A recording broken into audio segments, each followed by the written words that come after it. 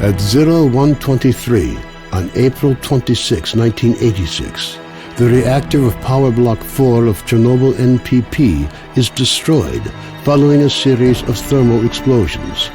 The resulting radioactive cloud moves across the European part of the USSR, Eastern Europe, and Scandinavia, eventually reaching America. The consequences of the disaster are so serious that the government is forced to begin evacuating the residents of nearby towns and villages. A 30-kilometer exclusion zone is created to stop residents from returning to the contaminated area. Despite the disaster, the Chernobyl NPP continues to operate. The existence of a power station, as well as the fact that the area is no longer inhabited, leads the Council of Ministers of the USSR to set up a network of secret laboratories in the exclusion zone. June 11, 2006. The exclusion zone lights up with a flash of blinding light as clouds can be seen evaporating in the sky.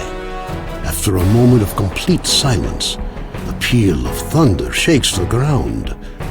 Most of the government forces guarding the perimeter are killed instantly. 2008. Scientists are still unable to explain what happened.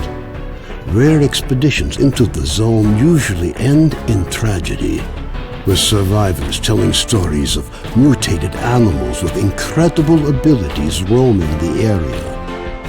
According to various estimates, by 2010, the zone is home to between 100 and 300 unknown individuals.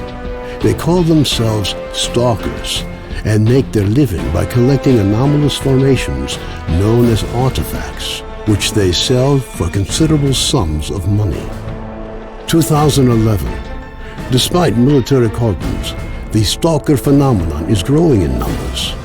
However, stalkers travel primarily around the zone's edges, with the center remaining terra incognita. The few attempts to penetrate deeper into the zone have all ended in failure. 2012. A stalker called S.T.A.L.K.E.R solves the secret of the brain scorcher, a man-made emitter that had blocked the way to the center of the zone for years.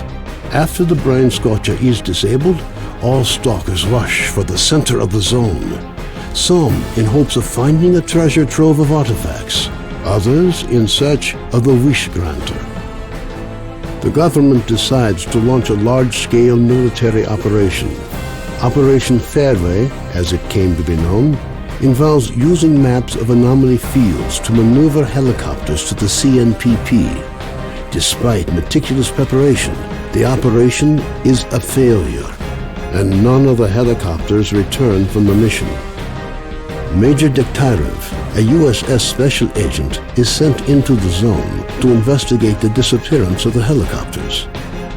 Disguised as a stalker, equipped with a regular assault rifle, 2 weeks' worth of supplies, and a radio to communicate with HQ, the Major begins his journey towards the center of the zone.